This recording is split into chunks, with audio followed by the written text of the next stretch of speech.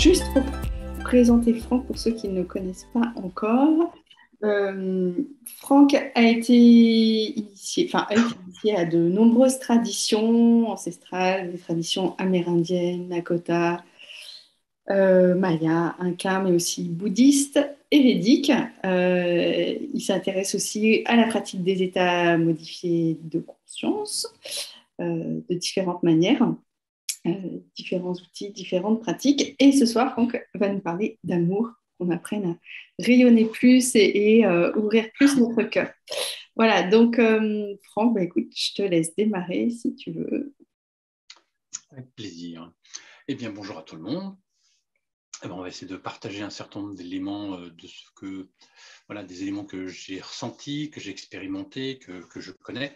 Et effectivement, on va dire, bah, tiens, pendant cette 1 heure, et puis après, on verra s'il y a des questions sur lesquelles on peut répondre à la fin. Pour commencer justement sur cette notion de plus d'amour dans notre vie, comment développer l'onde de votre cœur, naturellement, on va aborder des choses qui sont de l'ordre de l'amour. Qu'est-ce que c'est? Qu'est-ce que ça implique? Et puis la notion d'onde du cœur, c'est comprendre forcément, comme vous l'avez pu voir sur les différents éléments, sur l'onde du cœur par rapport à la cohérence cardiaque. Mais vraiment aller loin dans ce qu'on peut comprendre, ce qu'on comprend de la cohérence cardiaque et le lien avec la notion d'amour. Donc il y a différentes choses qu'on va voir. Mais je voudrais d'abord commencer par le fait qu'aujourd'hui, en fait, à mon sens, il y a vraiment besoin qu'on élève notre niveau d'amour, aussi bien au niveau individuel, relationnel et puis collectif, parce qu'effectivement, on sort d'une période qui est assez de fragmentation, aussi bien liée à la guerre, à la politique, aux aspects sanitaires, etc. Donc aussi un mal-être qui peut y avoir au niveau collectif et social. Donc c'est important, et on le verra justement, l'importance de l'amour dans ce qui est nécessaire aujourd'hui. Et tous ces éléments qui sont là de l'ordre de la guerre, de la politique, etc., à mon sens, ils sont là pour pouvoir favoriser un changement de conscience. Un changement de conscience, mais après, est-ce qu'on le décode comme cela, ou alors on réagit émotionnellement aux événements? Et dans ce cas-là, si on réagit aux événements et on ne comprend pas le sens des choses, en fait, on va être plutôt dans une résistance au changement plutôt que d'accompagner le changement.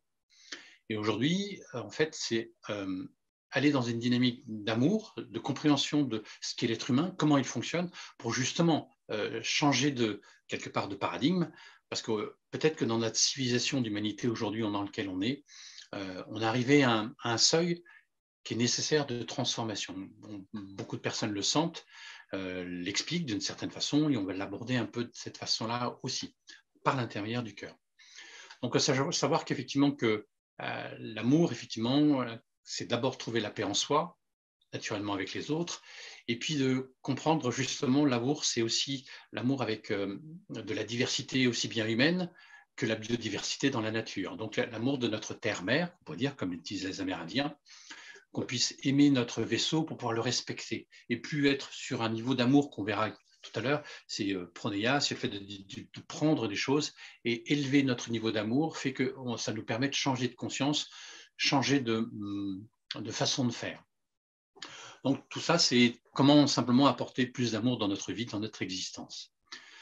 Donc, savoir se connecter à son cœur et à son temple intérieur, c'est justement comprendre que le siège, effectivement, le siège de l'amour, c'est considéré comme le cœur. Et qu'est-ce que c'est que ce sentiment d'amour? Sentiment d'amour, effectivement, c'est quelque chose qui est de l'ordre intérieur, mais qui peut être aussi extérieur. Donc, le cœur est considéré comme le centre essentiel, non seulement de l'organe humain, mais aussi bien le centre de plein de choses. Le centre, c'est pour ça qu'on dit au cœur de. Et c'est pouvoir justement aller le cœur en termes de symbole, le symbole dans ce qu'il est et dans la façon dont on peut aborder les choses d'une façon centrée pour changer les choses. L'amour, c'est comme s'il y avait plusieurs énergies qui est reliée à l'univers, trois polarités. Il y a une énergie qui est de l'ordre de l'attraction des choses. Bon, effectivement, les choses vont se réunir. Il y a une notion de force dans l'univers qui est de la répulsion, ce qui fait qu'il y a une notion de respiration. Donc, il y a le lien entre ces énergies d'inspiration et d'expiration. Et l'énergie de l'amour, en fait, c'est ce qui amène une attraction, mais qui va trouver une limite et qui va permettre d'unir les choses.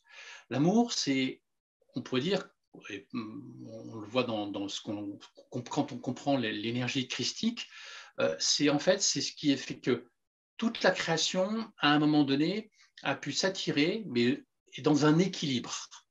Et que cet équilibre, elle va amener une pulsion bien particulière. Et quand s'il n'y a pas cet équilibre, qui est l'énergie de l'amour, qui trouve cet équilibre, soit effectivement, ça veut dire que ça va se rétracter, on peut dire que l'univers va s'effondrer, au contraire, l'univers va s'éclater. On va être dans une notion de se fondre, de se perdre dans quelque chose, ou effectivement d'une façon ou d'une autre. Donc c'est de trouver l'équilibre pour trouver cette dimension aussi bien intérieure que extérieure. Donc l'amour, c'est vraiment une énergie d'équilibre. Et dans cet équilibre, avec ces deux autres polarités, c'est comprendre que l'amour, en fait, il y a une partie interne et une partie externe. La partie externe, dans cette polarité externe, c'est la relation d'amour. Qu'est-ce que c'est que la relation d'amour? Et la partie interne, c'est plutôt un état, comme disaient les Québécois, être en amour ou un état d'être. Donc, il y a ces différentes dimensions entre l'intérieur et l'extérieur. Et c'est comprendre cette magie qui circule entre les deux et quelle est la relation de ces deux, naturellement, sont reliés, interconnectés entre le monde intérieur et le monde extérieur. Si je suis dans une relation d'amour avec une personne, forcément, s'il y a quelque chose que j'aime dans ce qui est l'autre, dans la façon dont l'autre peut être, mais c'est aussi parce qu'elle fait vibrer quelque chose qui est déjà en l'intérieur. Et peut-être qu'elle révèle quelque chose qui est à l'intérieur, qui fait qu'après, il y a une résonance entre l'intérieur et l'extérieur. Et plus il y a cette conscience de cette interactivité entre l'intérieur et l'extérieur, c'est ça qui va créer cette magie de la relation d'amour, cette relation donc, qui nous relie en elle-même. Alors, sachant qu'effectivement, majoritairement, dans l'Occident, on va plus regarder l'amour dans l'aspect relationnel. Tiens, j'aime le chocolat, j'aime cette personne, j'aime la nature, mais plutôt que dans l'autre aspect, dans l'aspect plutôt oriental, dans le bouddhisme ou d'autres traditions du Veda, on va plutôt regarder l'amour en tant qu'état d'être, un état d'une qualité de conscience, une qualité d'être qu'effectivement qu'on trouve en soi. Donc, c'est sentir ces deux parties-là, vivre ces deux parties-là, intérieure et extérieure.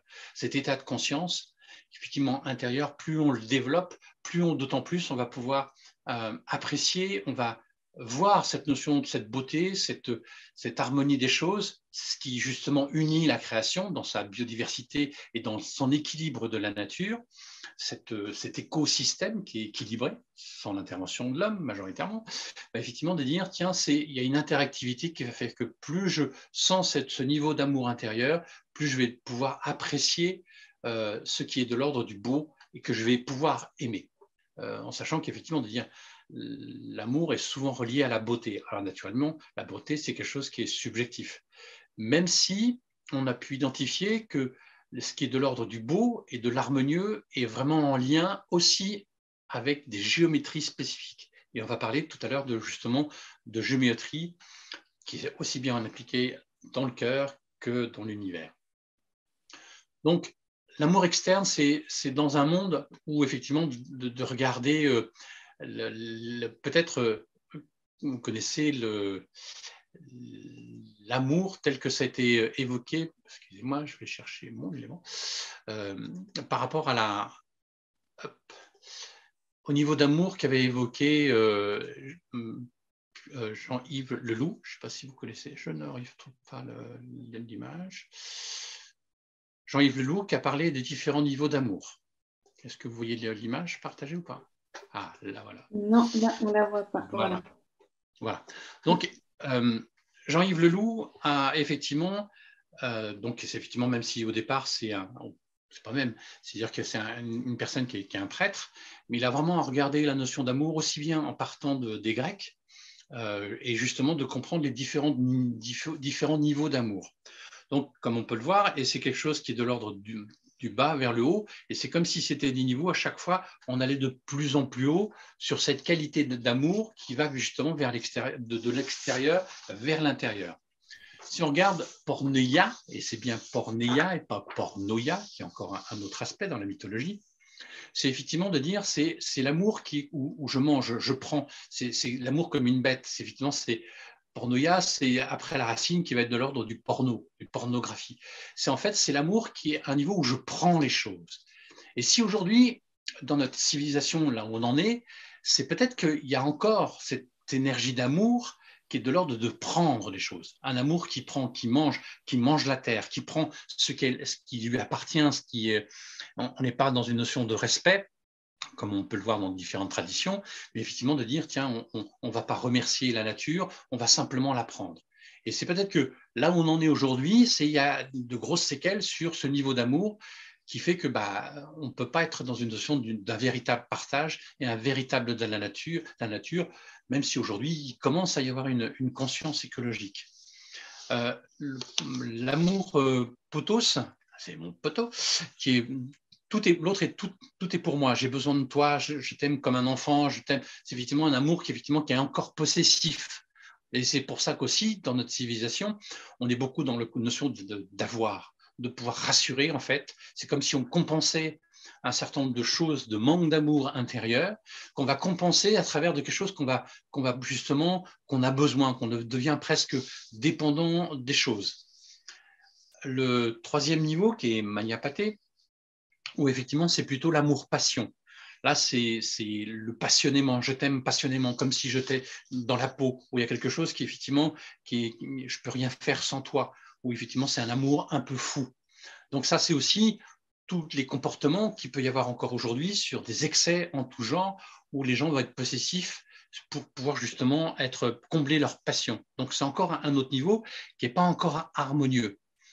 Quand on rentre dans le niveau supérieur, le niveau de Eros, c'est l'amour érotique. Je te désire, ça me fait jouir, c'est effectivement tu es belle, c'est beau. On rentre aujourd'hui dans une civilisation, dans une culture qui est très dans le superficiel de l'image. Et on peut le voir aujourd'hui sur les réseaux sociaux, même si là on utilise aussi les réseaux sociaux, d'une certaine façon, le numérique, c'est tout ce qui est de l'ordre, des youtubeurs, des influenceurs qui sont beaucoup sur l'influence par rapport à l'image. Le nombre de personnes peuvent être simplement sur une image et quelque part c'est quelque chose qui est érotique. On peut voir aussi au niveau de la publicité beaucoup de choses qui sont de l'ordre de l'érotisme qu'il peut y avoir. Donc c'est un amour où effectivement c'est de l'ordre du beau, du jeune, donc l'eugénisme qu'il peut y avoir. Bon, ça peut peut-être évoluer petit à petit, mais on n'est pas dans la notion de valoriser tout âge dans sa beauté, dans l'amour, dans ce qu'il peut être. Après, on commence un peu à aller avancer un peu plus sur ce niveau de filia, le 5, où là, on rentre vraiment dans les notions d'amitié. Et ce qui est intéressant, c'est que amour est dans la racine.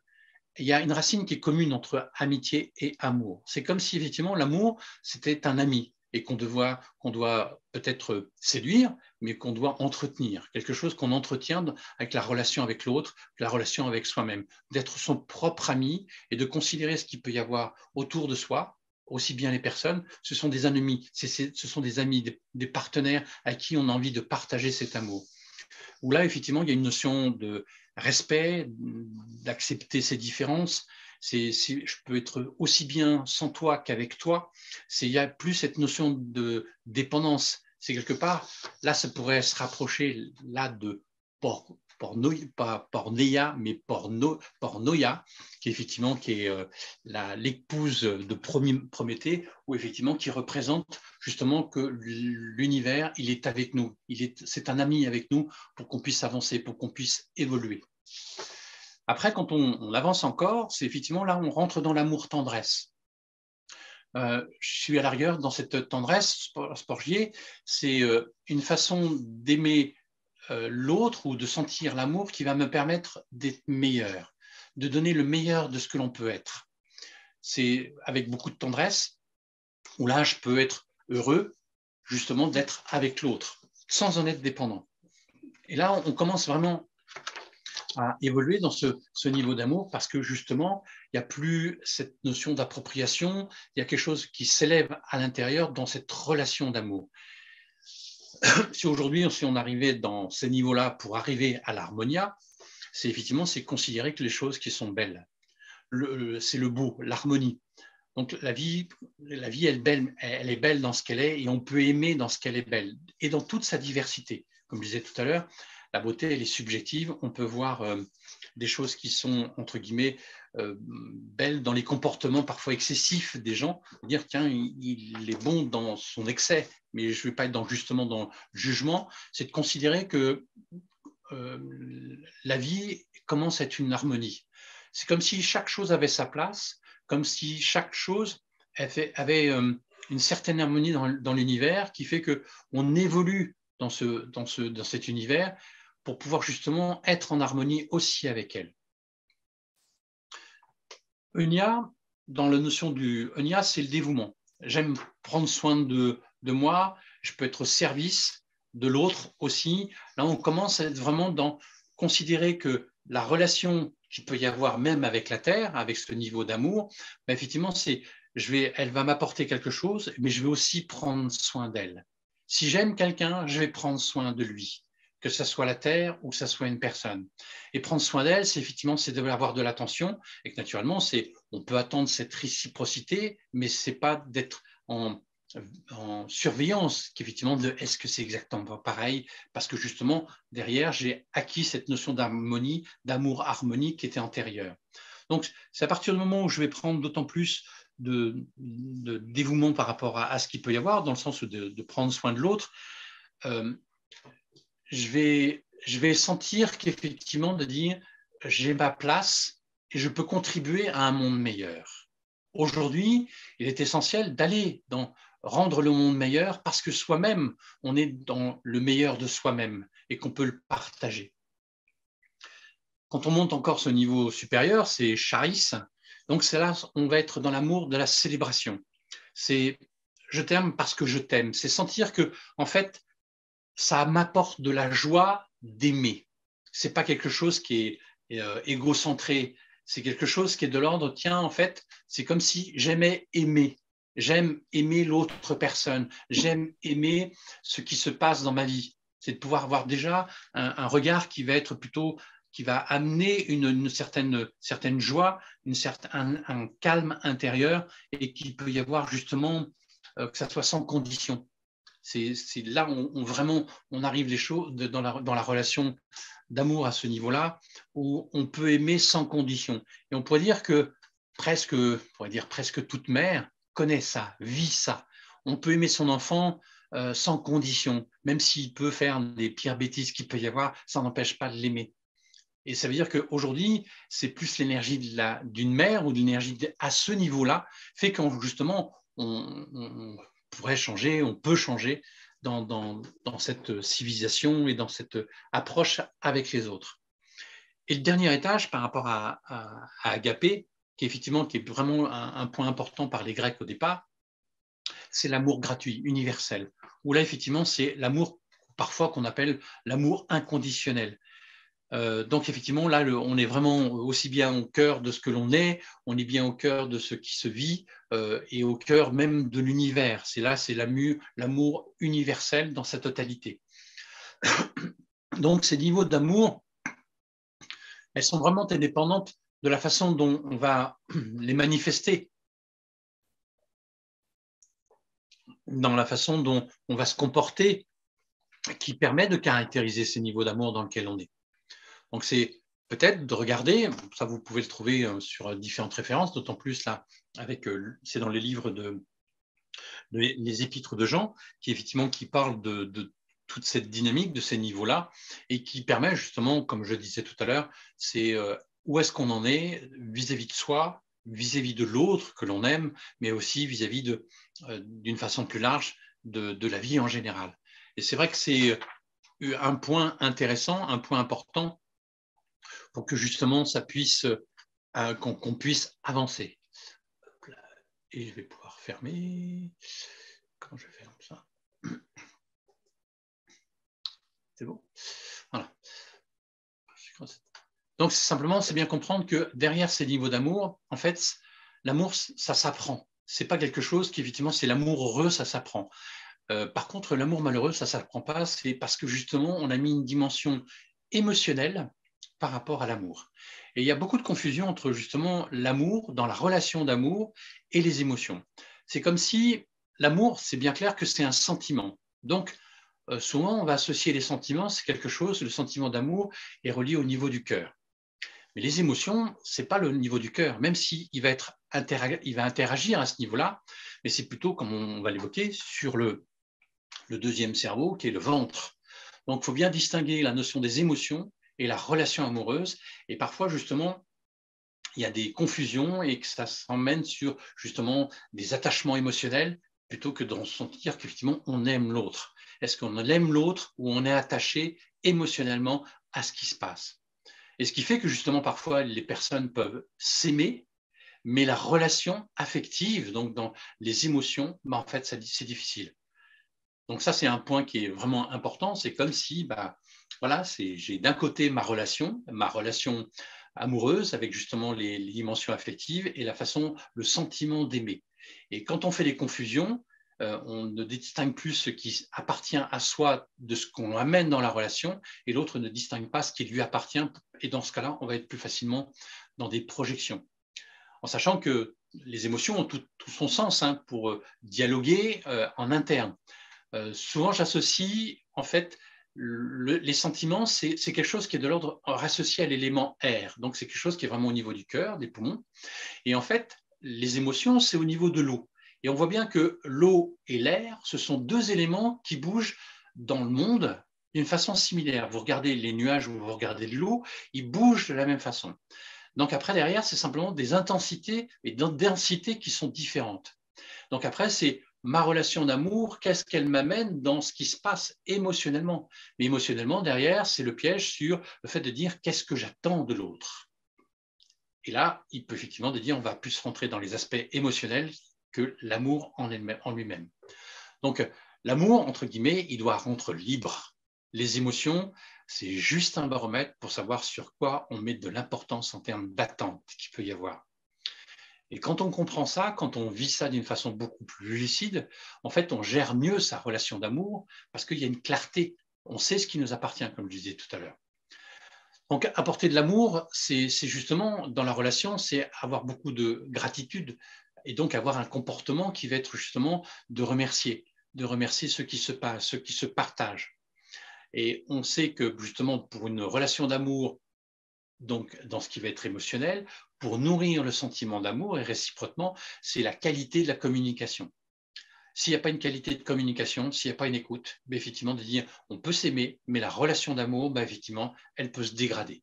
L'un doit nourrir l'autre. Mes émotions doivent nourrir mes sentiments. Parce qu'effectivement, les sentiments d'amour, elles ont été générés sur quelque chose qui, effectivement, au départ, il y a une émotion qui s'est créée. Il y a quelque chose qui a été vibratoirement, émotionnellement fort et qui fait que je l'amène comme quelque chose qui est important.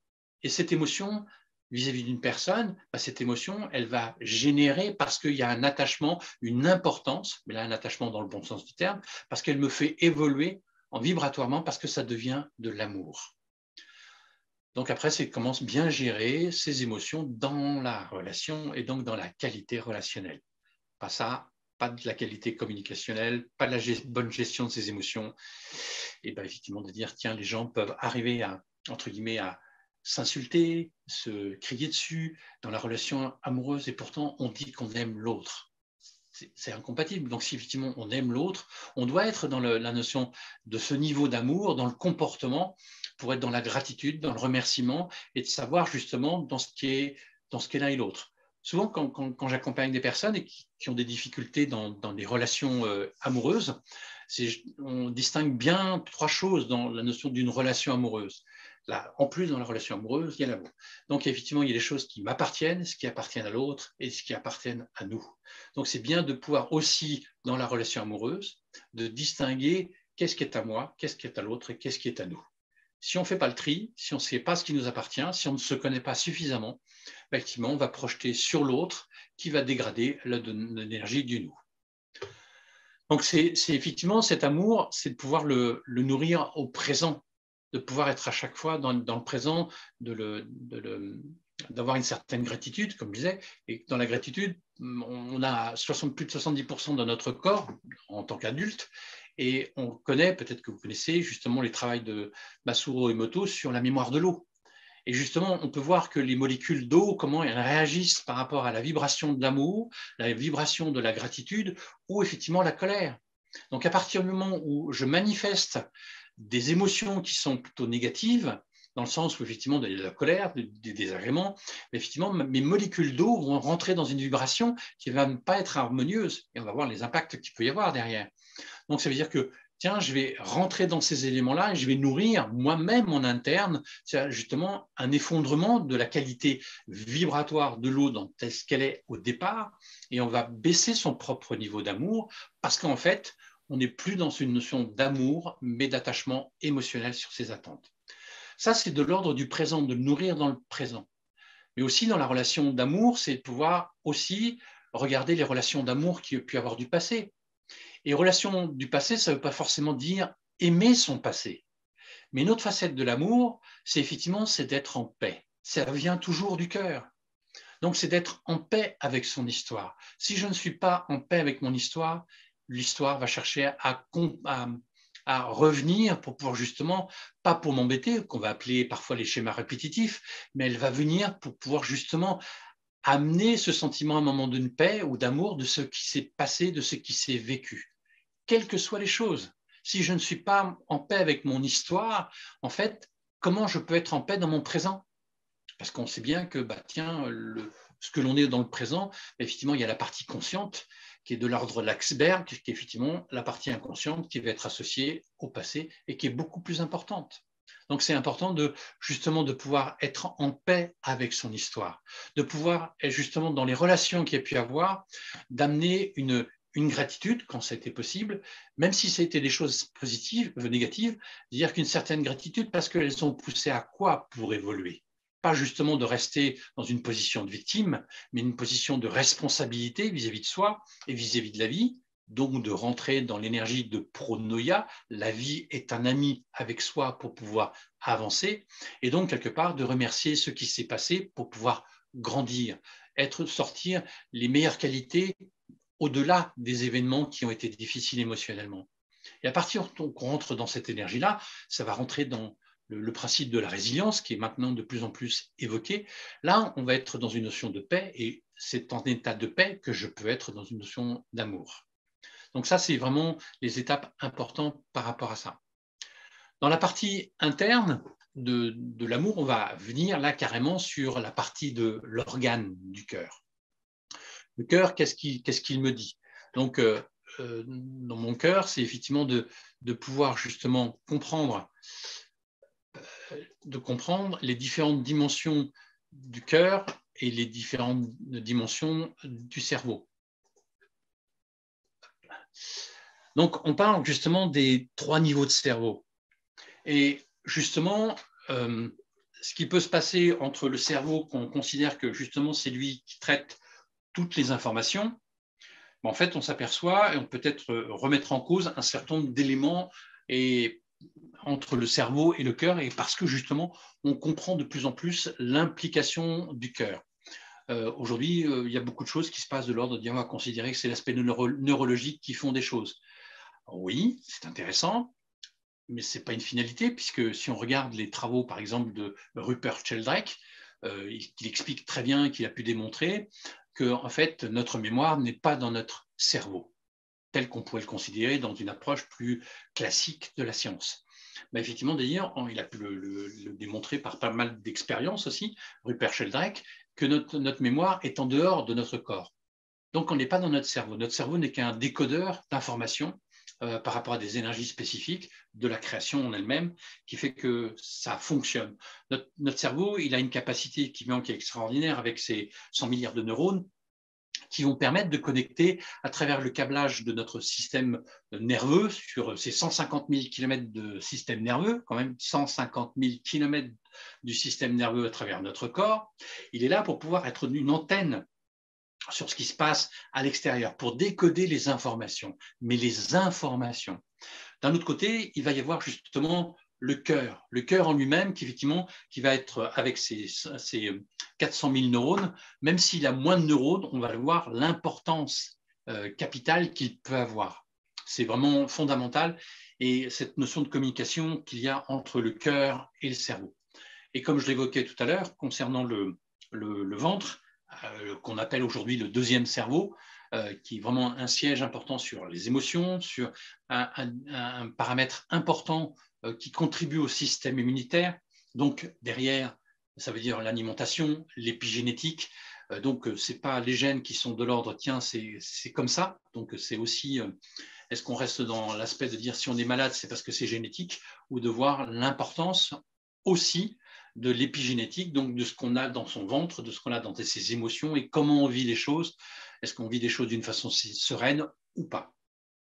Donc, cette notion de communication, c'est comprendre que, justement, c'est le cerveau, il dirige toutes nos pensées, quelque part, d'une façon consciente, dans ces mécanismes. Mais la communication entre le cœur et le cerveau, c'est une dynamique qui est bidirectionnelle, dans le sens où, effectivement, de dire, ça va bien aussi bien des informations du cerveau vers le cœur que le cœur vers le cerveau. En sachant que l'influence l'autre, en sachant aussi que cette influence, de plus en plus d'études qui se font, voient que l'influence du cœur est plus importante vers le cerveau que réciproquement.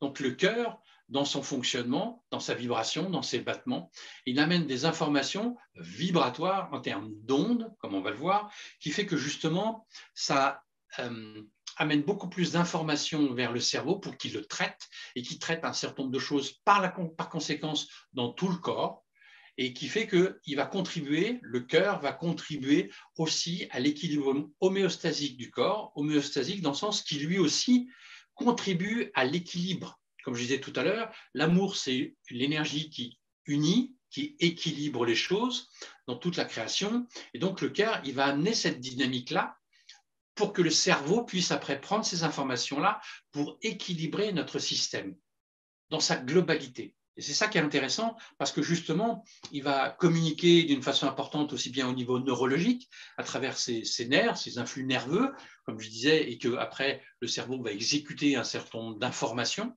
aussi bien qu'il va y avoir au niveau biochimique ces informations parce qu'aujourd'hui, et ça depuis 1984, le cœur est considéré aussi comme un organe hormonal. C'est-à-dire qu'il a une quantité d'hormones qui, effectivement, qui est importante. Donc, ces hormones vont interagir aussi, comme c'est ce qu'on appelle des neurotransmetteurs, aussi bien sur l'aspect hormonal que électrique. Donc, le cœur va donner des informations au système nerveux par l'intérieur du cerveau pour équilibrer notre système sympathique et parasympathique. Donc, notre système sympathique et parasympathique dans notre corps, c'est une partie du système nerveux qui va d'un côté accélérer les choses, le système sympathique, et d'autre partie qui va ralentir les choses, le système parasympathique. Exemple, effectivement, de dire je marche, j'ai un certain équilibre en interne avec un rythme cardiaque, respiratoire, de flux sanguin, etc. Et qu'à partir du moment où je vais commencer à accélérer ma marche, où je vais courir, en fait, mon cœur va s'accélérer et qui va donner aussi toutes les informations avec le système sympathique qui accélère tout l'organisme pour que justement ça puisse circuler au niveau du système sanguin, au niveau musculaire, que ça puisse donner tous les nutriments, etc. Et quand je vais ralentir, en fait, là, les choses vont rabaisser en termes d'information pour que le système parasympathique va réduire justement un certain nombre au niveau du souffle, au niveau de la pression artérielle, tous ces éléments-là, parce qu'il y a cet équilibre qui va se faire. Donc, le côté neurologique du cœur, il va contribuer d'une façon importante sur ces mécanismes entre sympathique et parasympathique, comme on le verra tout à l'heure avec la cohérence cardiaque. Ça, c'est un point important. L'autre point important, c'est justement le biochimique que j'évoquais tout à l'heure. Le biochimique, il va être justement sur un certain nombre d'hormones. Et les hormones, effectivement, dire, on considérait avant que c'était majoritairement la glande pinéale, ou l'épiphyse, le thyroïde, le thymus, par exemple les reins, etc., et qui vont créer et sécréter les hormones. Aujourd'hui, comme je disais tout à l'heure, depuis 1983, en fait, c'est le cœur aussi qui crée des hormones, qui fabrique, qui sécrète des hormones d'une façon importante. Et ces hormones, ce qui est intéressant, c'est qu'elles sont liées majoritairement au bien-être de l'être humain. C'est-à-dire que le cœur va sécréter, par exemple, de la dopamine. La dopamine, c'est l'hormone justement du plaisir, du bonheur, qui peut être peut-être immédiat, mais qui va amener une notion de satisfaction, qu'on va appeler aussi le contentement, quelque part qui va m'amener une énergie en interne, parce que justement, il y a quelque chose qui se pose, qui se nourrit à l'intérieur à travers des éléments qui sont extérieurs, et qui va créer justement cette dopamine à l'intérieur au niveau du cœur. Et cette interaction va faire que justement, je vais me sentir bien, je vais me sentir calme, je vais me sentir apaisé. Le cœur aussi, il sécrète de l'ocytocine. Et l'ocytocine, c'est considéré comme l'hormone de l'amour et du lien social. Donc, ça veut dire que l'ocytocine a une implication vraiment importante qui est fabriquée aussi, qui est sécrétée aussi par le cœur. Et qui, effectivement, de dire, à partir du moment qu'elle se sécrète d'une façon importante dans le cœur, l'information, elle va se diffuser et qu'elle va générer aussi dans les autres parties au niveau du cerveau, justement, démultiplier ces hormones d'ocytocine. Et qu'en fait, l'amour interne va continuer à se développer en interne par le processus biochimique. Mais comprenez bien que c'est parce qu'il y a quelque chose qui s'est passé dans la façon de percevoir les choses, la façon d'intégrer les éléments, qui fait qu'après, c'est la biochimie qui va faire les choses. Mais ce n'est pas l'organe qui commence, c'est la perception qu'on peut avoir en termes de conscience. Et cette conscience qui fait qu'après, et donc ce n'est pas le cerveau encore, c'est la conscience qui est aussi en dehors du corps, fait qu'après, derrière, le cœur va réagir et va donner toutes ces informations, comme si c'est la façon dont je vais percevoir le monde, la vibration telle que je la reçois à l'intérieur, fait qu'elle va donner ces informations au niveau du cerveau, voire après au niveau du ventre. Et c'est après le fait de dire, bah, tiens, si je perçois d'une façon désagréable, en fait, ça va partir dans l'aspect émotionnel et c'est le ventre qui va réagir et qu'il y a une interactivité encore qui va se faire entre le cœur et le cerveau. Le cerveau aussi, au niveau biochimique, il sécrète de l'endorphine. Et là, l'endorphine, c'est lui qui va permettre, ces hormones qui vont permettre de pouvoir atténuer justement le stress, l'anxiété. Parce qu'à un moment donné, s'il y a une notion d'agitation à l'intérieur, parce que je n'ai pas forcément saisi et compris ce que la vie pouvait m'apporter de l'extérieur vers l'intérieur pour pouvoir évoluer, il y a un stress, mais sauf que le corps va dire, il y a un stop, il va essayer de mettre cette barrière, cette limite, pour ne pas justement générer un déséquilibre. Donc après, c'est jusqu'où on accueille les éléments pour pouvoir justement sentir la limite du stress, de l'anxiété, des préoccupations, pour comprendre le sens qu'elles veulent dire, plutôt qu'à un moment donné qu'elles nous envahissent et en fin de compte détruire l'équilibre intérieur. Donc de perdre l'équilibre dans son cœur, dans sa vie, dans ses réactions, etc. Et puis la quatrième hormone qui est vraiment très importante aussi, c'est la sérotonine. Donc c'est la sérotonine, elle va contribuer aussi à réguler notre comportement. Elle va réguler notre système nerveux, donc d'une façon complémentaire avec l'endorphine. Elle va aussi contribuer à mieux apprendre, à être dans l'apprentissage. Et effectivement, de dire entre l'ocytocine et la sérotonine, en fait, c'est l'aspect hormonal qui permet de pouvoir aussi être dans l'aspect de mieux comprendre les choses, et dans l'aspect social, de mieux être dans la tolérance, dans la confiance, être dans le niveau d'amour, d'amitié qui était évoqué tout à l'heure, sur justement en correspondance avec Philéa. Donc c'est vraiment cette hormone, elle va réagir d'une façon vraiment fondamentale. Elles sont toutes impliquées aussi, d'autant plus la sérotonine, par rapport à la notion de motivation, de prise de décision. Donc vous voyez que l'importance qu'il peut y avoir sur justement à l'intérieur du cœur, comment les choses fonctionnent pour pouvoir rentrer dans son temple intérieur et de comprendre la magie chimique, la magie qu'il peut y avoir au niveau biochimique déjà, et on verra les autres, qui fait que derrière, ce temple, c'est quelque chose qui est de l'ordre du magique. Et ce n'est pas pour autant qu'on parle de temple et le centre, dans tous les centres, les temples du monde, on va parler qu'effectivement, c'est le cœur d'une société spirituelle. On va amener cette dimension spirituelle à travers le temple où on va se recueillir pour pouvoir justement se connecter à ce que l'on est à l'intérieur pour pouvoir s'ouvrir autrement à l'intérieur. Et c'est vraiment intéressant de voir que le cœur, comme représentation et symbole du centre, effectivement, c'est pas pour rien parce que c'est l'alchimie du cœur qui contribue aussi d'une façon importante sur les organes, le cerveau, le ventre, comme je disais tout à l'heure. Donc, vous voyez que c'est quand même assez intéressant dans le fonctionnement déjà du cœur et de ses paramètres fondamentaux, quoi. Voilà dans ce que je voulais dire sur cette première partie qu'il peut y avoir. C'est déjà une première partie bien dense, hein. Déjà, beaucoup d'informations. Merci, Franck. Alors, est-ce que tu peux nous parler très concrètement, il y a des techniques de respiration, de cohérence cardiaque, justement, qui nous permettent de nous connecter à notre cœur pour pouvoir stimuler, développer le rayonnement du cœur, l'énergie de l'amour, etc. Est-ce que tu peux nous parler un petit peu des aspects plutôt physiques et techniques? Oui, alors, pour commencer, pour justement dans cette technique-là, et des choses qui peuvent être simples, c'est justement d'abord, qu'est-ce que c'est que la cohérence cardiaque? La cohérence cardiaque, c'est effectivement, c'était fait depuis un certain nombre d'années, et ça se développe de plus en plus. Il y a effectivement des applications. On n'en voit qu'une facette, et on va voir les autres facettes de la cohérence cardiaque. C'est effectivement de dire, tiens, c'est de comprendre que plus je vais être dans cette cohérence cardiaque, donc c'est-à-dire la variabilité du rythme cardiaque qui est cohérente. C'est-à-dire que quand on regarde le rythme cardiaque, on va regarder, bah tiens, j'ai peut-être 70, 75 battements par minute. Mais ce n'est pas le battement qu'il peut y avoir. C'est important sur le fait de dire, tiens, si on fait de la tachycardie, etc. Mais ce qui est important par rapport à la cohérence cardiaque, c'est la régularité du rythme cardiaque. Et plus il y a une régularité du rythme cardiaque, plus ça crée une onde à l'intérieur du battement d'une façon harmonieuse. Là, on va rentrer dans le côté qui peut être justement biophysique des choses, parce que le cœur va créer une onde.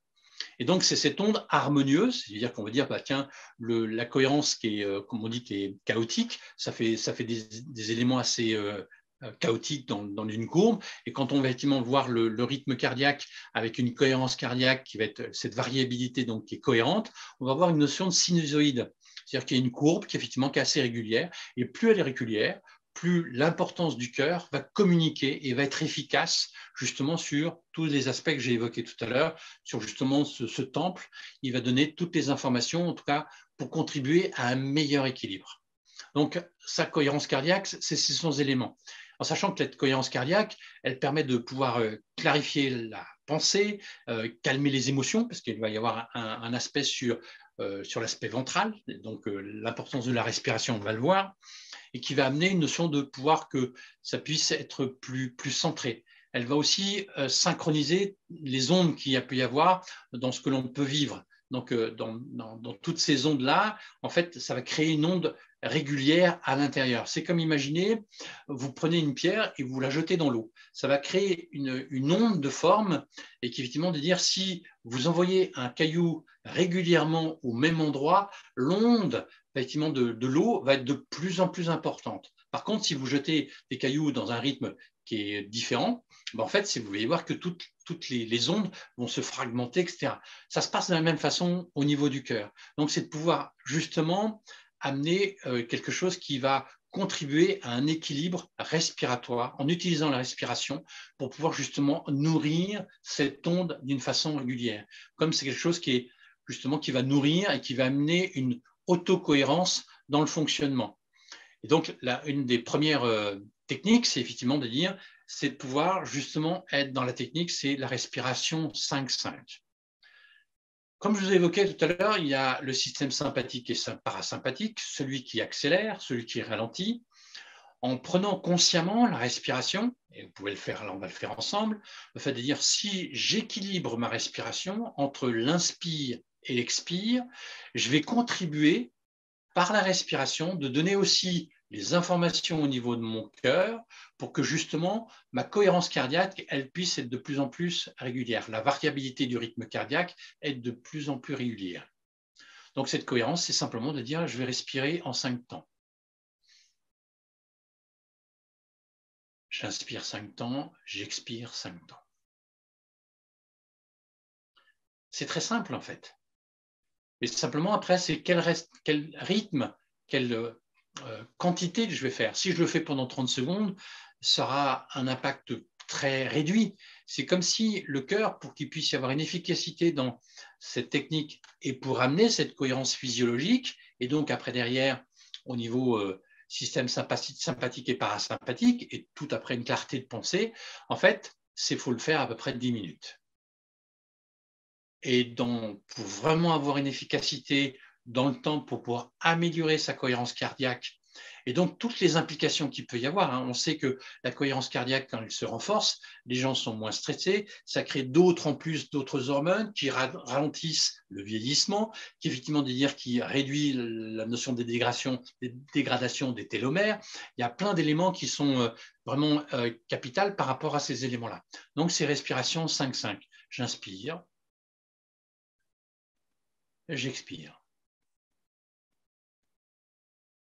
Et je continue.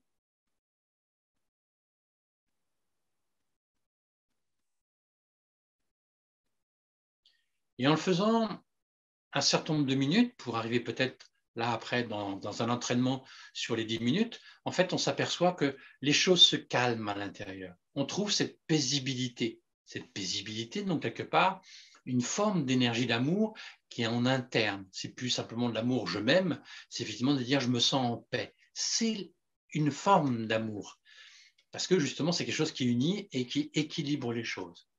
Et donc, plus je vais être dans cette dynamique-là, plus mon corps va vivre quelque chose qui va être équilibré. Ça va équilibrer un certain nombre de choses, en sachant que cette respiration, c'est une respiration qui est complète.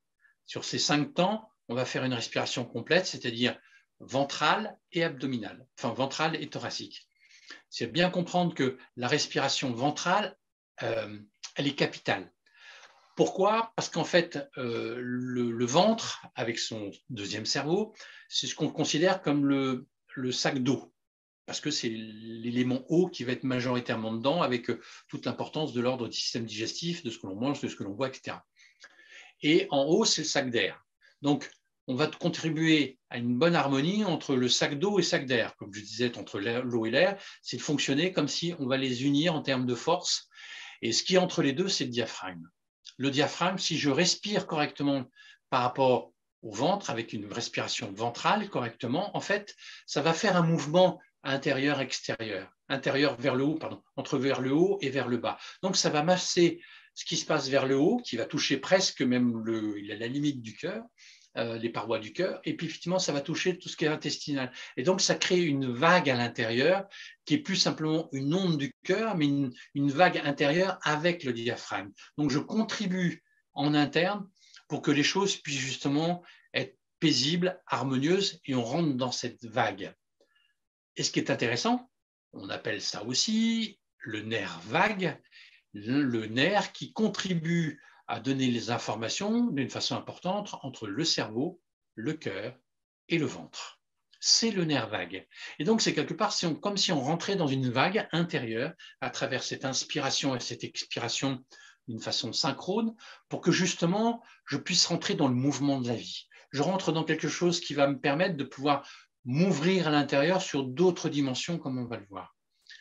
Et plus je vais respirer de cette façon-là, plus je vais me sentir paisible, plus mon onde vibratoire avec les battements, puisqu'effectivement les battements sont cohérents, donc je vais être comme dans de l'eau, les pierres qu'on jette dans l'eau, mon onde va s'amplifier. Et non seulement ça contribue à une cohérence intérieure, mais ça contribue à une cohérence sociale ou relationnelle. Il y a une expérience qui s'est passée dans les années 90 à Chicago. Ils ont pris une centaine d'étudiants et c'était plus une expérience pour regarder, tiens, qu'est-ce qui se passe en termes de méditation. Ils ont pris une centaine de jeunes, d'étudiants, et ils les réunissaient plusieurs fois par semaine pour méditer. Et en fait, ils méditaient, bon, ils ont après médité, et en fin de compte, quand on médite, on est dans quelque chose qui est centré. On va vivre cette respiration consciente, et donc, quelque part, on va rentrer dans cette cohérence. Et au fur et à mesure de l'expérience, mois par mois, ils se sont aperçus que cette onde vibratoire de tous ces jeunes qui faisaient de la respiration et qui donc derrière qui généraient une onde différente, en fait, ça a contribué à faire baisser le taux de criminalité dans la ville, dans Chicago. Donc, ça a une influence sociale énorme, et simplement avec une centaine d'étudiants. D'accord? Quand ils ont arrêté l'expérience avec ces étudiants, le taux de criminalité a remonté. Donc, plus on est dans son cœur intérieur, individuel et collectif, plus on contribue une paix intérieure et collective. Donc, c'est une responsabilité, le fait d'être en son cœur et d'être cohérent avec soi-même, intérieurement en termes de pensée, en termes de positionnement, en termes de cœur, de cette capacité d'aimer, plus effectivement de dire on contribue à un changement vibratoire, d'onde vibratoire qu'il va y avoir dans tout notre entourage. C'est pour ça que la cohérence cardiaque est beaucoup travaillée avec ce qu'on appelle l'Institut HearthMath. Et l'Institut HearthMath, effectivement, font beaucoup de recherches d'une façon importante et qu'il y a des méditations collectives et que ça amène une collective au niveau planétaire, toutes les gens qui vont se connecter, et ils vont même avoir des appareils, on ne va pas développer tous ces aspects-là, mais on peut déterminer en fait cette onde vibratoire que l'humanité a et à quelle fréquence qu'il peut y avoir. Et dans ces machines qui peuvent être installées pour pouvoir justement entendre et sentir les différentes fréquences dans le monde, et bien en fait, on s'aperçoit que avant même qu'il y ait des événements catastrophiques sur quelque chose qui se passe, un événement, en fait, ces machines qui sont connectées à des ondes qui sont reliées à la cohérence cardiaque sont déterminées, sont agitées avant que les événements arrivent. Donc, c'est comme si, dans notre conscience vibratoire, on avait des informations où il y a quelque chose qui pouvait être difficile et qu'on va les connecter, et vibratoirement, ça peut avoir un impact sur notre cœur, sur notre corps, et qui peuvent être évalués, d'autant plus après quand les éléments arrivent. Donc, plus notre cohérence cardiaque est élevée, plus on contribue à des choses qui sont harmonieuses. C'est pour ça qu'aussi derrière, cette cohérence cardiaque, quand les gens sont dans une notion de prière, en fait, c'est amener une onde vibratoire, parce qu'on considère aujourd'hui dans la physique quantique naturellement, le fait de dire, tiens, en quoi est constitué l'univers? Et l'univers est constitué en termes d'énergie et d'information. Après, si cette énergie, justement, elle est harmonieuse, ça crée un monde harmonieux. Si elle est disharmonieuse, on est dans le chaos intérieur et extérieur. Donc, on a une responsabilité individuelle sur son niveau d'amour intérieur et les répercussions qu'il peut y avoir au niveau vibratoire. Donc, c'est vraiment important dans ce qu'il peut y avoir. D'autres choses qui n'est pas vraiment une technique, mais c'est de pouvoir accueillir comme si on pouvait parler à son cœur en tant qu'ami. Comme si je pouvais dire, bah, tiens, à mon cœur, que je l'aime, que je l'apprécie.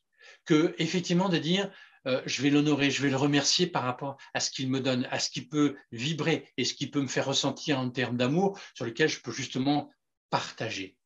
Donc, c'est plus simplement une respiration, mais c'est un dialogue intérieur dans mon temple intérieur qui va permettre justement de faire évoluer les choses dans la relation avec soi et avec les autres.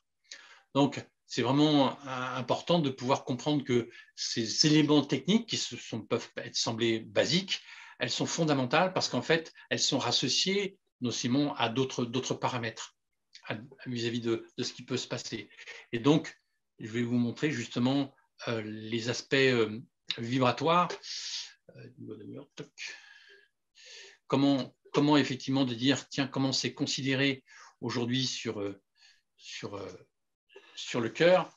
Voilà ce qui se passe au niveau vibratoire sur le plan électromagnétique du cœur. On n'est plus sur l'aspect électrique, chimique, mais électromagnétique. Et on s'aperçoit qu'aujourd'hui, le cœur, effectivement, il crée cette onde de forme, comme je vous parlais tout à l'heure de l'eau. En fait, il crée cette forme-là. C'est ce qu'on appelle un torus. Donc, effectivement, de dire l'énergie tout autour de soi.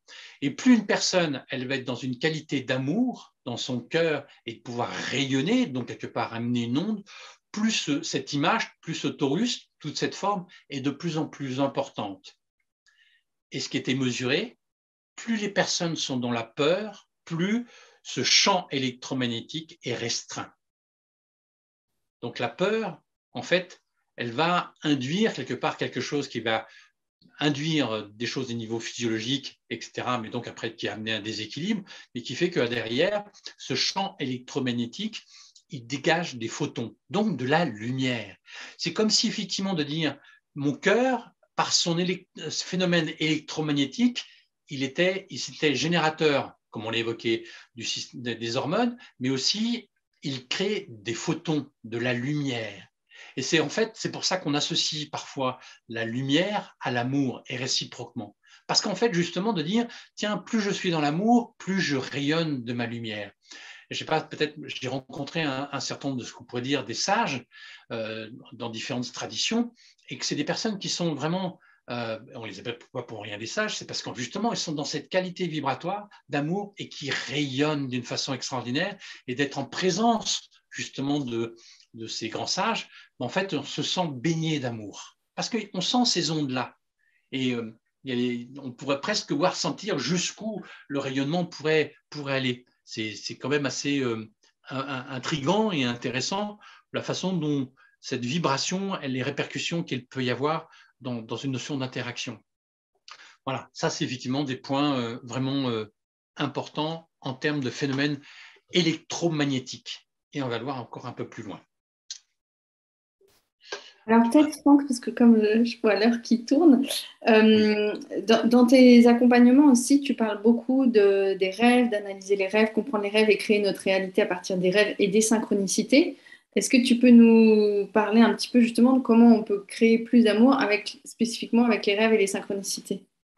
Alors, à partir du moment où je suis dans mon état intérieur et que je suis paisible, bah, effectivement, de dire, puisqu'il y a cette notion du champ électromagnétique qu'il peut y avoir entre ce que je dégage et l'univers, qui est un champ électromagnétique et donc un champ informationnel, si justement je suis à l'intérieur, avant de me coucher, sur une notion de ma cohérence cardiaque, après de pouvoir d'autant plus être à accueillir la notion de rêve sur des choses soit précises, sur une intention, soit simplement de dire je vais m'ouvrir à cette dimension de ce que l'univers me donne pour comprendre, pour pouvoir élever. En fait, c'est comme si mon onde, je mettais en termes d'harmonie et je vais pouvoir capter dans mon rêve, puisque là, je ne suis plus dans quelque chose qui est de l'ordre du conscient, mais effectivement de l'ordre de ma conscience qui s'élargit, elle va s'interconnecter avec des informations que j'ai besoin de connaître, que j'ai besoin de comprendre, qui sont de l'ordre aussi bien individuel de l'inconscient personnel, donc quelque chose, des informations qui sont de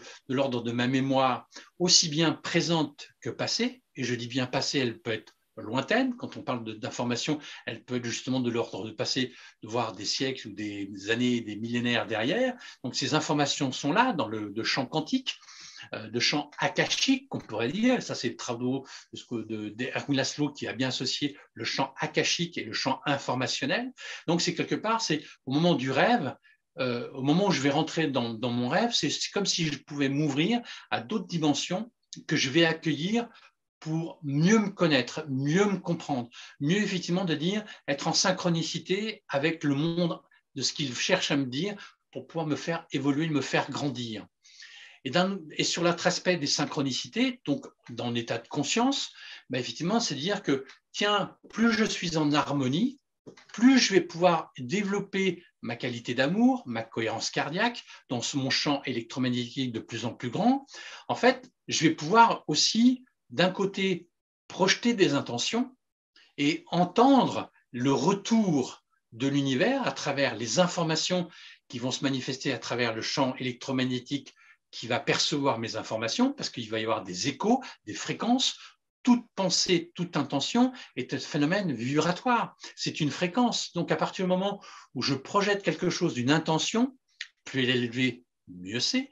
Plus effectivement de dire l'univers, elle va entendre cette fréquence et elle va me le renvoyer comme un signal, comme si l'univers m'entendait. Comme je disais tout à l'heure, l'univers est mon ami. Et donc, il va me répondre, et c'est ce dialogue qui va se faire, qui va contribuer à des synchronicités en permanence. Et pour ceux qui vont déjà participer à l'atelier des synchronicités, c'est justement comprendre toute cette magie-là, ce fonctionnement qu'il peut y avoir entre quelque chose qui est de l'ordre de mon conscient vis-à-vis de ces éléments-là, mais effectivement de dire après même sur le fait des éléments qui sont de l'ordre de l'inconscient et de l'inconscient collectif, pour percevoir les informations pour l'instant qui ne m'appartiennent pas, mais que je puisse percevoir des choses qui sont des prémices d'informations qui sont en train de se manifester pour dire, mais en fait, qu'est-ce que je fais de ces informations-là? Qu'est-ce que je fais pour m'adapter, pour comprendre, pour pouvoir évoluer? Et si ces informations qui se manifestent, est-ce que je favorise pour qu'elles se concrétisent parce que justement, ça fait partie de pouvoir faire évoluer le monde tel qu'il peut être plus harmonieux, soit effectivement de dire c'est des informations qui sont dans un champ vibratoire qui sont plutôt disharmonieux, tel qu'on pourrait l'entendre aujourd'hui, mais aujourd'hui de dire qu'est-ce que je décide de faire vis-à-vis de ces informations. Comme je disais tout à l'heure, les événements qui sont actuels, peuvent être perçus comme quelque chose qui est difficile, comme quelque chose qui est conflictuel, mais si on regarde sur une autre facette, c'est effectivement, ce sont des phénomènes qui nous permettent de dire tiens, il y a des conflits qui sont extérieurs, peut-être qu'elles résonnent en partie sur nos propres niveaux d'amour qui sont dans des conflits, et qui effectivement de dire dans une notion plutôt d'émotionnel, de possession, etc., ou de nombrilisme ou d'égocentrisme, de pouvoir naturellement, pour justement passer à un autre niveau. Et donc, ces informations-là, en fait, je vais pouvoir aussi partager mon niveau d'amour qui est plus élevé vers le monde extérieur pour contribuer à son changement. Donc, j'ai une responsabilité aussi sur cette synchronicité qui me donne des informations positives et je l'accompagne avec des événements, d'une participation, ou soit effectivement de dire, tiens, quelles sont les informations qu'il peut y avoir qui synchronisent et qui me permettent de comprendre un certain nombre de choses. Est-ce que ça me permet, moi, de pouvoir développer un certain nombre de choses? Donc, c'est effectivement de dire, c'est des points vraiment importants dans le monde intérieur du rêve et dans la partie extérieure, dans cette notion de synchronicité, dans cette notion de magie. Voilà. Parler un petit peu quand même des Merci. traditions, juste un petit peu des Ouais, oui, traditions. vas-y, dis-nous un petit mot sur les traditions, parce que justement, comme tu as rencontré, Ouais. comme tu disais, des grands maîtres et sages. Ouais. Alors, dans les grands maîtres, par exemple, voilà, j'ai rencontré un maître important dans la tradition védique, effectivement dans la lignée du Kriya Yoga. Et il y a un point qui est intéressant parce que dans cette notion de recherche qui peut se faire sur la cohérence cardiaque, le cœur, la notion d'organisation de l'univers électromagnétique, en fait, pardon, c'est qu'aujourd'hui, on voit le parallèle entre la science et les traditions.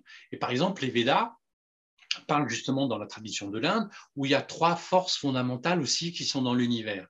Tiens, ce n'est pas les phénomènes des forces de l'univers en termes de physique, mais effectivement de dire, tiens, c'est 3 axes qui sont effectivement ce qu'on appelle Sat, Chit, Ananda.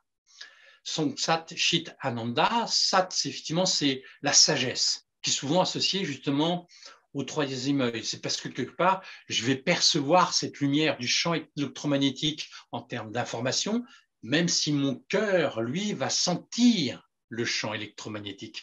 Donc, c'est quelque part ma conscience, la sagesse que je peux avoir, effectivement, elle va percevoir l'information, une information, et mon cœur, lui, il va sentir la vibration de l'univers qui va être associé à Ananda. Et ce qui effectivement de dire, est-ce que Ananda, qui est considéré comme la félicité, mais aussi l'amour qui suscite justement la réalisation de l'être. Donc, est-ce que justement, est-ce que cette réalisation, elle est individuelle dans mon cheminement spirituel, mais est-ce qu'effectivement, en quoi elle contribue sur une réalisation collective pour que justement, il y ait un niveau d'amour qui soit plus important, qui soit plus élevé. Et Chit, c'est la notion de connaissance. Et quand j'ai cette connaissance qui est associée à la gorge, justement de dire ces 3 forces, donc la sagesse, la connaissance et l'amour ou la félicité, effectivement, c'est ces 3 énergies, ces 3 forces de l'univers, elles sont complémentaires pour pouvoir justement avancer et évoluer dans un cheminement spirituel, pour justement être dans une notion d'un équilibre intérieur, pour pouvoir amener une notion d'harmonie. Ça, c'est les Védas qui l'évoquent. Et c'est pour ça que même le mantra, vous pourriez justement réciter ce mantra dans cet ordre, en positionnant la conscience à l'endroit où c'est, Sat, Chit, Ananda au niveau du cœur. Et quand on fait ce mantra, Sat, Chit, Ananda, et on fait circuler, et il se passe des choses en termes d'alignement, d'une meilleure conscience de soi, d'une meilleure fréquence ondulatoire qui fait que, tiens, les choses comme si elles s'harmonisaient entre la connaissance que j'ai de moi, qu'est-ce que j'en fais en termes de sagesse, quelque part, ma sagesse personnelle, et mon cœur dans une façon concrète. Ça, c'est la tradition de l'Inde qui est vraiment intéressante dans l'aspect physique quantique et l'approche de l'Inde. Il y a par exemple aussi les Lakota dans les traditions amérindiennes, où on a fait un atelier là-dessus. C'est justement de dire que les Lakota considèrent qu'il y a 4 qualités essentielles que l'être humain a et doit développer et doit nourrir, qui sont la vivacité, donc l'énergie dans laquelle on peut être, l'endurance, donc ça favorise justement ces éléments-là de perdurer les choses, la notion de patience, parce que chaque chose a un rythme, et le 4e, pour eux, qui est vraiment le plus important, qui est le cœur aussi, c'est le courage. En sachant que courage, le mot lui-même, courage, vient du mot cœur. Et dans ce sac, qu'on considère justement chez les Lakota, le sac du cœur, il est constitué de bonté, d'amour, de générosité et de don. Donc, les traditions, là, chez les Lakota, c'est vraiment aussi dans cette dynamique qu'il peut y avoir. sur la notion de l'importance du cœur pour pouvoir respecter un certain nombre de choses. Et quand je parlais tout à l'heure de gratitude, cette tradition des Lakota va être en permanence de cette notion d'interconnexion que la physique quantique évoque, on est interconnectés. Et le fait de, justement, avec cette phrase, ce mot qui est important dans la tradition, c'est effectivement Mita Kuye Oyasin, c'est je me relie à tout ce qui est vivant, tout ce qui marche, tout ce qui rampe, tout ce qui nage. Et en fait, je suis dans cette gratitude, donc quelque part, de remercier cette énergie de la création, aussi bien à l'extérieur et dans lequel je fais partie. Je fais partie, il n'y a pas quelque chose qui est de l'ordre extérieur. Donc, effectivement, de dire, et on pourrait dire que l'association même entre les Lakota et les Védas, parce qu'ils considèrent que justement la sagesse, c'est l'énergie du grand-père, la connaissance, c'est l'énergie de la grand-mère, et puis effectivement de dire après, c'est l'amour, c'est tout ce qui est de l'ordre du don, de l'amour, et donc de la manifestation qui se trouve dans un équilibre de la nature, d'où le respect important de la nature. Et cette autre tradition qui est pour moi importante, c'est les Mayas. C'est un point essentiel qui est intéressant. Dans la tradition maya, on va parler qu'il y a 3 niveaux de cœur. Le cœur de la terre, sur lequel on doit se relier, le cœur du ciel et son propre cœur. Et pour pouvoir être dans ces 3 dimensions du cœur, qui correspondent aux 3 mondes, effectivement, c'est de pouvoir justement aligner ces 3 mondes. Et pour pouvoir être aligné ces 3 mondes, et ça fait partie des initiations pour arriver après dans toute la symbolique et l'énergie des pyramides, pour pouvoir relier la terre et le ciel, donc le carré qui se reliait au ciel, c'est effectivement de dire, tiens, je dois enlever toutes les peines de mon cœur. Et c'est la déformation archéologique ou ethnologique parfois qui a pu faire, tiens, on parle de sacrifice si c'est enlever le cœur. Au départ, il y a eu après la fin de la civilisation maya, mais au départ, vraiment les Mayas, le fait de dire d'arracher le cœur, c'est l'aspect symbolique, c'est pour enlever toutes les peines qu'on a du cœur, enlever toutes les notions des difficultés qu'on peut avoir. Et qu'on enlève le cœur, après on va couper la tête. Couper la tête pour pouvoir couper l'ego, donc les choses qui sont plus de l'ordre de la négo spirituelle.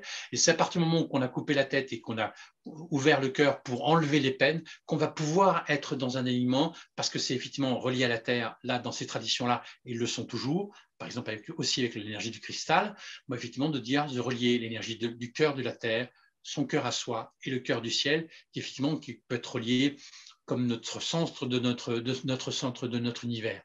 Donc, la tradition Hopi, elle aligne aussi ces 3 dimensions. On est toujours dans une notion d'énergie de trinité.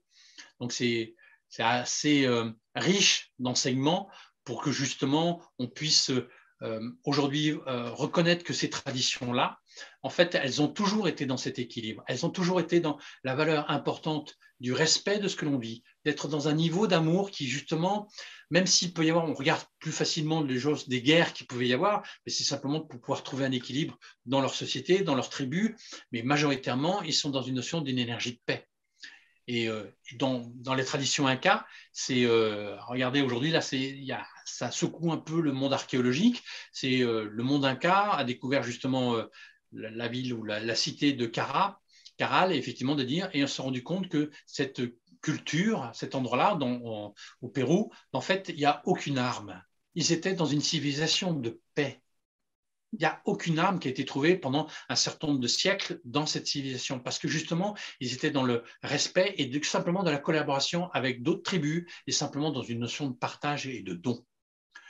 Aujourd'hui, on a un peu de travail pour être dans cette dimension-là, pour pouvoir justement reconnaître la paix à l'intérieur, d'arrêter d'être dans une notion de compétition, donc plus dans un niveau d'amour, mais dans une notion élevée, on va dire dans une notion d'amour, mais de propriété, de garder, de pour soi, et justement de dire, c'est de pouvoir élever notre vibration d'amour, de conscience, pour que justement les choses puissent vraiment changer aussi bien en interne et à l'externe.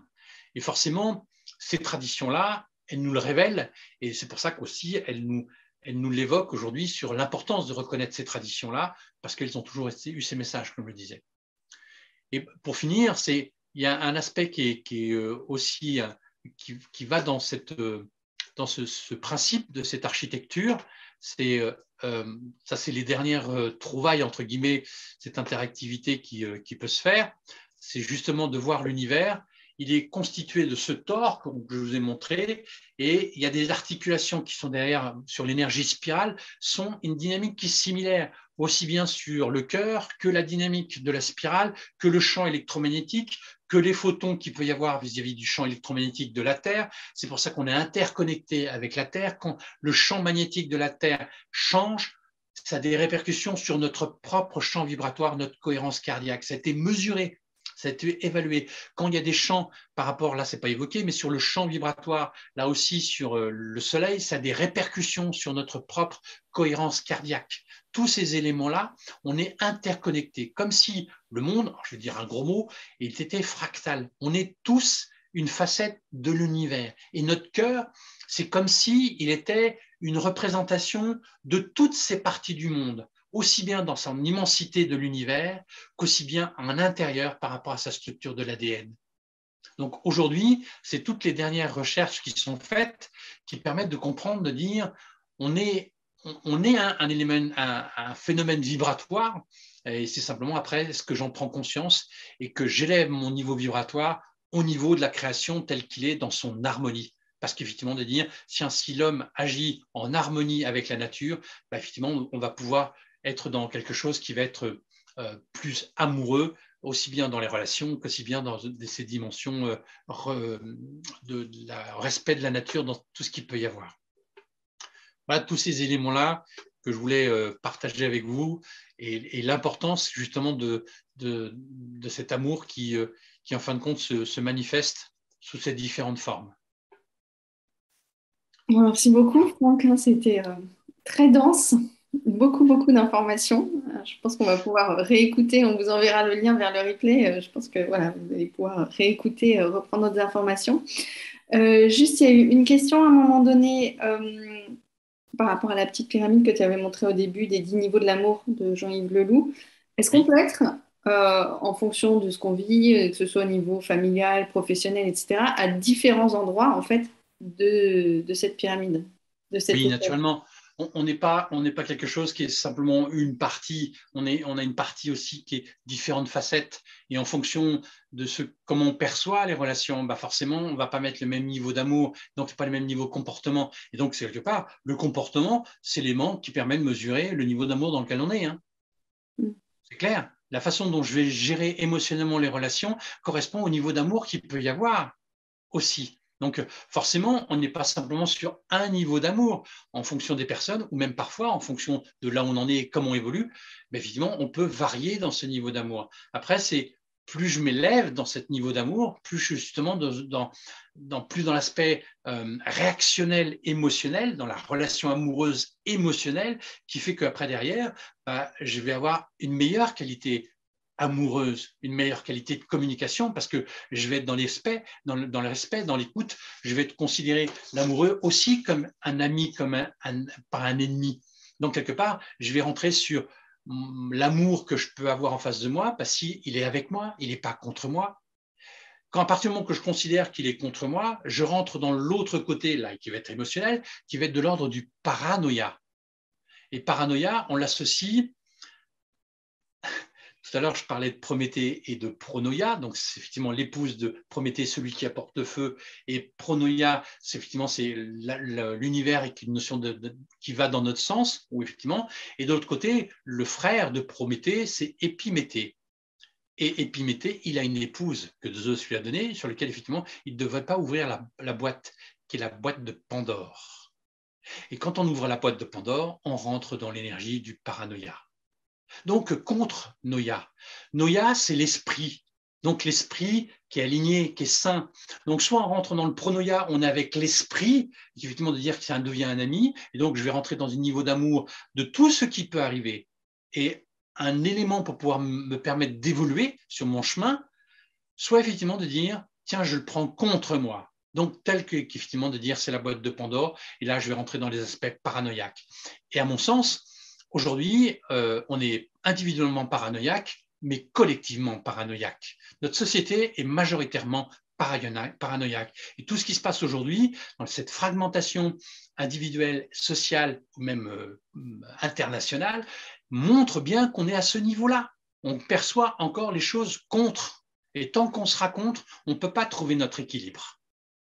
Donc, bah, y a du boulot pour qu'on puisse s'y mettre, pour que justement favoriser ce niveau d'amour et arrêter d'être dans le paranoïaque. Il y a une autre question. Est-ce que tu peux rappeler le nom de la personne qui a montré que la mémoire conscience était en dehors du cerveau? Rupert Sheldrake, c'est un biologiste anglais qui fait vraiment un extra. Voilà, il continue ses études. Il y a encore des livres qui sont traduits et il a renouvelé. Je sais pas, c'est l'univers parallèle. Je sais plus. Il y a un dernier des livres qu'il a ressorti avec des actualités là par rapport à ses dernières recherches. Un biologiste qui effectivement qui montre en fait tout ce qu'il peut y avoir au niveau physique, physiologique et des choses qui sont en fait notre mémoire, elle est externalisée. C'est comme aujourd'hui la métaphore de l'informatique. Votre mémoire, elle n'est pas forcément dans votre ordinateur, elle est dans le cloud. Sauf que c'est un véritable cloud, ce n'est pas une machine qui a toutes ces informations-là. Le cloud, c'est en lien avec notre conscience. Rupert Sheldrake. Intéressant à lire. Voilà, Merci beaucoup, Franck, hein, pour merci beaucoup. nous avoir partagé toutes tes connaissances, tout ça. Donc, il ne nous reste plus qu'à travailler, chercher l'harmonie dans notre cœur, hein, pour rayonner, que notre champ électromagnétique rayonne et qu'on puisse tous rayonner ensemble, hein, pour l'avenir de l'humanité. Je crois qu'il y a urgence là-dessus. Il y a urgence là-dessus. Et ce qui est intéressant, il y a un personnage, je ne sais pas si vous avez peut-être déjà entendu, justement sur le champ électrique, là, le champ électromagnétique, il y a comment il s'appelle, Toby, je ne me rappelle plus son prénom, Toby, qui effectivement qui a fait des recherches et qui peut mesurer la réaction des végétaux sur les aspects électromagnétiques par rapport à l'être humain. Donc, quand on écoute le champ électromagnétique des plantes, elles chantent, et il a réussi à mettre ces éléments-là, mais quand on a interaction avec les plantes, en fait, elles nous parlent par ce champ électromagnétique. Donc, on est en permanence vis-à-vis de ça, mais sauf qu'on n'écoute pas. Pour venir sur des choses qui sont ancestrales, des traditions, et dire, ah ouais, tiens, ils enseignaient ça, et dire, d'actualiser, avec aussi les connaissances aussi scientifiques qui permettent de dire, tiens, il y a une certaine cohérence en fait derrière. Oui, en fait, la science démontre ce que les traditions. Oui, et c'est intéressant parce qu'aujourd'hui, dans notre culture un peu occidentale, on a besoin de preuves. Ok, il y en a en fait, il y en a, mais après, il faut dire, il faut les intégrer dans notre quotidien. Oui, c'est ça, c'est mettre en pratique ensuite, hein. Il n'y a pas Tout à que fait. la connaissance au niveau mental, c'est aller la chercher, cette harmonie. Ce n'est pas une connaissance que je dois avoir sur quelque chose qui est intellectuel, mais c'est effectivement de dire après de pouvoir l'intégrer en termes vibratoires, de dire je l'intègre dans un ressenti. Et c'est important de nourrir son ressenti d'amour, aussi bien en interne, pour qu'après derrière aussi qu'elle puisse rayonner. C'est pour ça que je peux vous suggérer le fait de dire, tiens, dans certaines méditations, il est important de pouvoir dire, tiens, je sens l'amour qui est à l'intérieur de moi, mais en fait, cet amour-là, il est partout et je peux le sentir partout. Donc, non seulement il est là, mais peut-être que je ne fais que vibrer l'amour qui est déjà partout. Donc, c'est peut-être pas le mien. C'est pas mon amour, c'est simplement l'amour qui est là, sur lequel, effectivement, je me mets en harmonie pour pouvoir le partager et le faire rayonner encore. Merci beaucoup. Voilà. Merci beaucoup. Merci à tous pour vos commentaires ce soir. Alors, bonne respiration. Oui, bonne respiration, bon rayonnement du cœur. Vous pouvez retrouver tous les ateliers de Franck sur HomeLive. Il en a déjà fait plusieurs. Donc, voilà, sur la respiration, sur les rêves, sur les synchronicités, sur les traditions Lakota. Sur la confiance en soi aussi, sur la respiration, les techniques de respiration. Et à chaque fois, c'est toujours vraiment très dense, beaucoup d'informations, des exercices pratiques. Enfin, voilà, c'est passionnant. Oui, passionnant. Ouais. Voilà, prenez soin de vous, faites rayonner ce que vous êtes. Merci beaucoup à vous tous. Passez une très belle soirée et puis on vous enverra le lien par mail, le lien du replay dès demain. Voilà, passez une bonne soirée.